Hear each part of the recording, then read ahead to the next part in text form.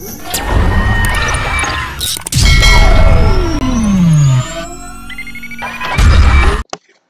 Students, welcome to the channel. और हमारे previous video में हमने जैसा कि देखा था कि किस तरीके से हम डेटा फ्रेम को ज्वाइन करते हैं with the help of append method.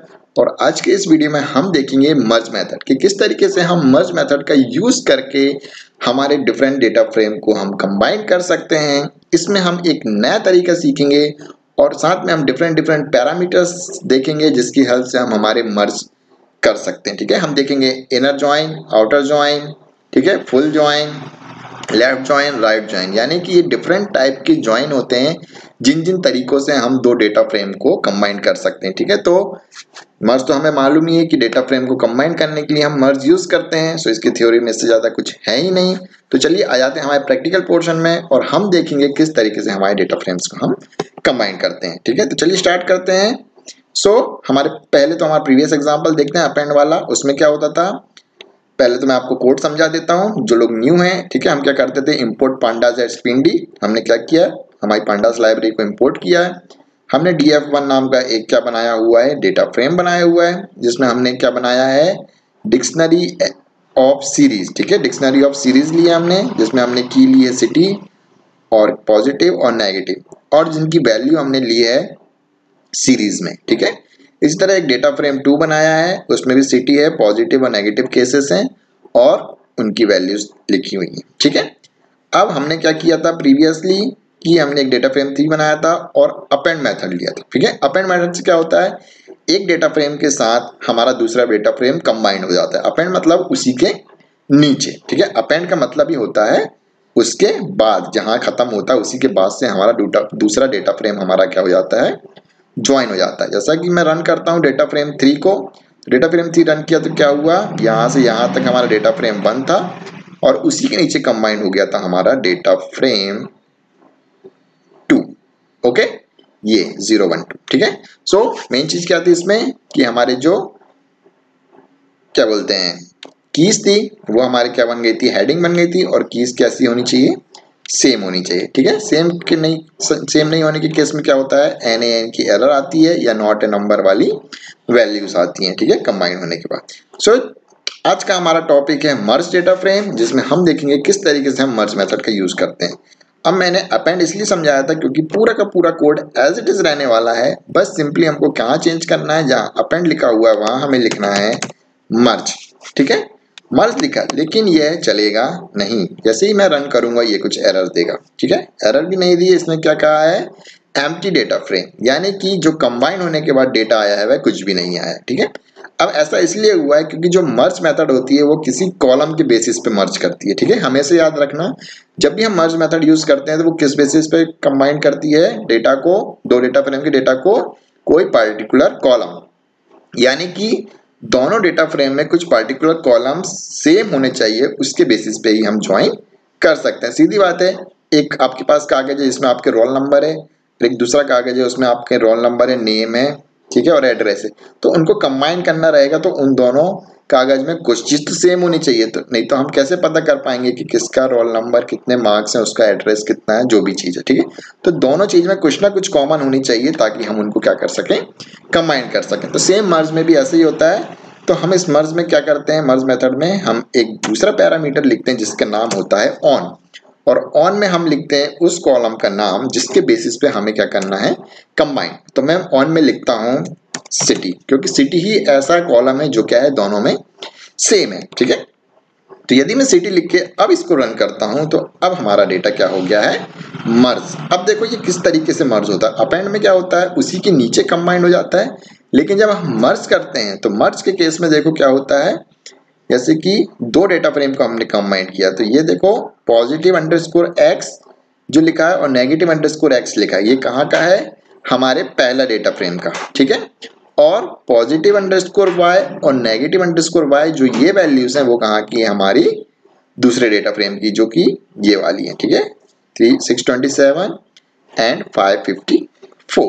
सो ये कैसा ज्वाइन हो रहा है, सीधा सीधा। ठीक है, क्या हुआ इसमें, जो हमारी वैल्यूज हैं वो क्या हुई है, कॉलम के फॉर्म में हमारी जम गई है। ठीक है, एक के नीचे एक नहीं हुई है, अपेंड मतलब एक के नीचे एक होती है, लेकिन मर्ज के केस में क्या कहती है, वो जो अलग अलग डेटा फ्रेम है उनके कॉलम्स को बढ़ाते जाता है और डिस्टिंग्विश करने के लिए कि कौन सी वैल्यू किस डेटा फ्रेम की है वह क्या लिखता है, underscore x and underscore y. ठीक है, क्यों लिखा इसने अंडरस्कोर एक्स, ये बताने के लिए कि ये अंडरस्कोर एक्स है, ये हमारे पहला डेटा फ्रेम का डेटा है, और जो अंडरस्कोर वाई आया हुआ है यहाँ पे नेगेटिव डॉट अंडरस्कोर वाई, ये हमारे दूसरे डेटा फ्रेम का डेटा है। ठीक है, तो ये तो बात हो गई मर्ज। ठीक है, अब डिफरेंट डिफरेंट टाइप के हम मर्ज को यूज कर सकते हैं। ठीक है, तो इसको समझने से पहले हम देख लेते हैं एक फोटो। ठीक है, एक पिक्चर है जिसमें हम डिफरेंट डिफरेंट तरीके से क्या कर सकते हैं, मर्ज को, मतलब दो डेटा फ्रेम को ज्वाइन कर सकते हैं। सो तरीके हैं इनर ज्वाइन। सबसे पहला हम क्या करेंगे, इनर ज्वाइन, यानी कि हम चाहते हैं कि जो दोनों डेटा फ्रेम है वो दोनों आपस में जुड़े, किस बेसिस पे, जो उनके कॉमन कॉलम्स हैं। ठीक है, जो कि हम बिना पैरामीटर दिए भी करते हैं, तो बाय डिफॉल्ट वो जो कॉमन कॉलम्स हैं उसी से बेसिस पे ज्वाइन होते हैं। लेकिन सपोज हमको कुछ ऐसा करना है कि हमको लेफ्ट का पूरा डेटा आना चाहिए, लेकिन जो राइट का है यानी कि डेटा फ्रेम 2 है उसका सिर्फ मैचिंग डेटा आना चाहिए, तो उस केस में हम क्या यूज करते हैं, लेफ्ट जॉइन। ठीक है, अभी हम करके देखेंगे। तो सबसे पहले मैं आपको सिखाता हूं कि किस तरीके से हम इनर जॉइन लिख सकते हैं। ठीक है, तो पहले तो हम जो हमेशा से करते आ रहे हैं वही एज इट इज चलेगा, ये देखो। ठीक है, हमारा यहाँ तक तो हमको आता है, ऑन सिटी चलाया। अब हम इसमें एक पैरामीटर और देते हैं जिसका नाम है हाउ, यानी कि कैसे जुड़ना चाहते हैं वो। तो मैंने लिखा इसमें इनर। इनर मतलब होता है कि जो कॉमन होगा डेटा सिर्फ वही जुड़ेगा। ठीक है, क्या लिखा मैंने, सिटी के बेसिस पे inner equal to how equal to inner, मतलब कैसे जुड़ेंगे, जो भी कॉमन डेटा रहेगा सिर्फ उसी का डेटा कंबाइंड होगा और वही डेटा आएगा। ठीक है, तो सेम डेटा आ गया।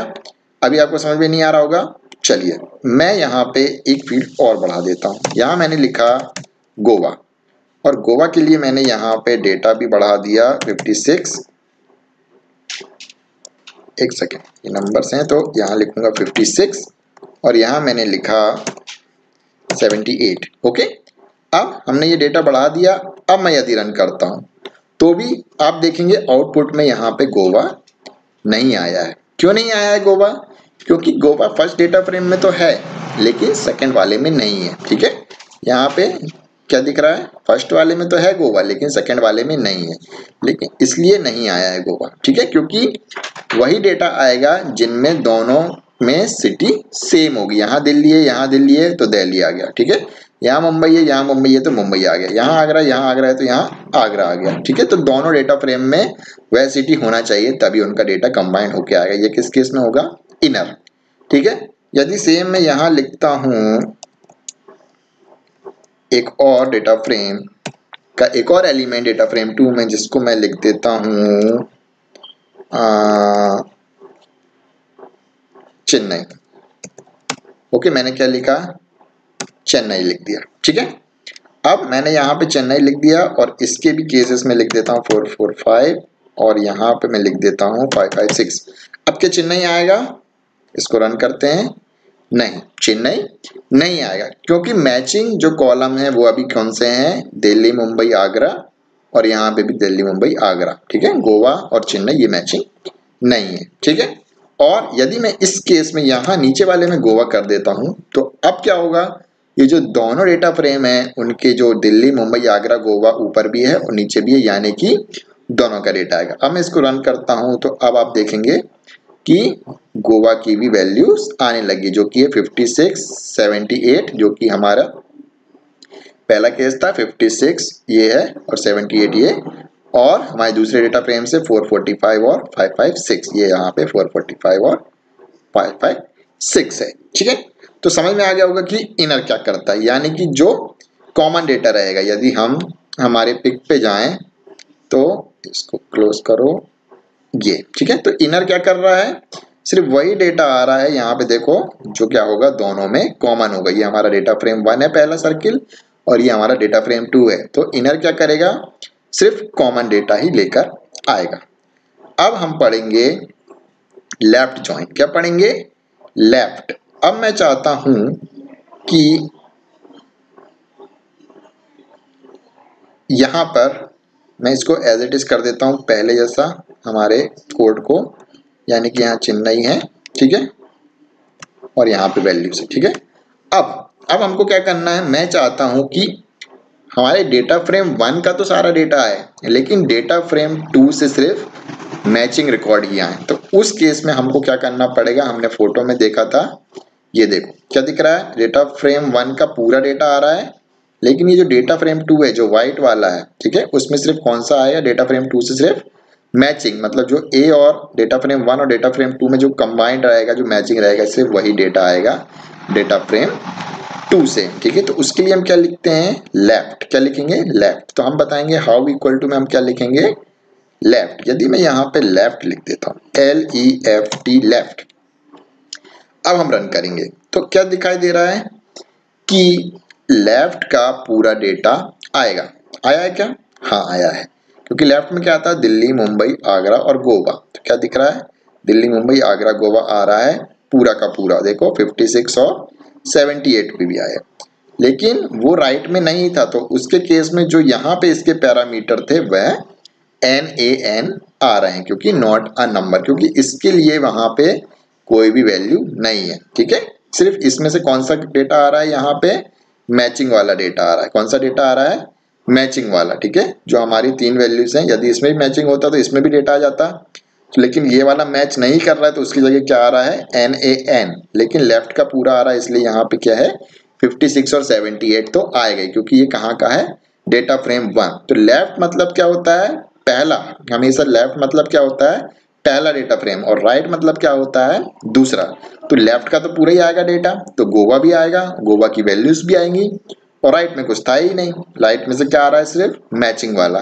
तो मैचिंग वाले के लिए सिर्फ ऊपर की 3 ही वैल्यूज आ रही हैं, ठीक है। आ समझ में, तो यही हमारी पिक्चर्स बोलती है, ठीक है। अब राइट इसका उल्टा, मतलब राइट का पूरा डेटा आएगा, लेकिन लेफ्ट का कौन आएगा, सिर्फ मैचिंग। यानी कि यदि हम कोड चलाएंगे, यहाँ पे मैं लिखूंगा लेफ्ट की जगह राइट। अब क्या होगा, राइट का पूरा आएगा, लेकिन लेफ्ट का सिर्फ मैचिंग, मतलब जो जो कॉमन रहेंगे सिर्फ उसी का डेटा आएगा। ये मैंने किया रन। अब देखो क्या हुआ, यहाँ पे गोवा की जगह क्या आ गया, चेन्नई, ठीक है। क्यों आया गोवा की जगह चेन्नई, क्योंकि हमारा जो राइट में है, यानी कि जो सेकंड डेटा फ्रेम है, उसकी पूरी वैल्यूज आएंगी। तो दिल्ली, मुंबई, आगरा और चेन्नई भी आएगा। चेन्नई के साथ इसकी वैल्यूज भी आएंगी, क्योंकि हमारी ये _y वाली चेन्नई वाली डेटा फ्रेम 2 की वैल्यूज हैं। तो यहाँ तो हमारा क्या आ गया, डेटा फ्रेम 2 की वैल्यूज। और यहाँ पे NaN क्यों है, क्योंकि वहां पे कुछ वैल्यूज ही नहीं है डेटा फ्रेम 1 के लिए, ठीक है। और ऊपर तो हमारा कौन सा डेटा है, यहाँ पे मैचिंग वाला, ठीक है, वो तो आना ही है, मैचिंग वाला तो आना ही आना है।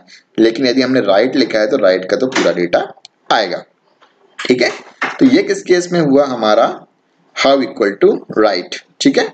अब ये हो गया हमारा राइट, हमने क्या किया, इनर, लेफ्ट, राइट, ठीक है। अब हम करेंगे फुल। अब क्या होगा, फुल आउटर ज्वाइन, ठीक है। अब फुल क्या करता है, अब मैं यहाँ पे लिखता हूँ फुल आउटर की जगह यहाँ पे हमने लिखा इनर लिखा था, अब मैं लिखूंगा आउटर।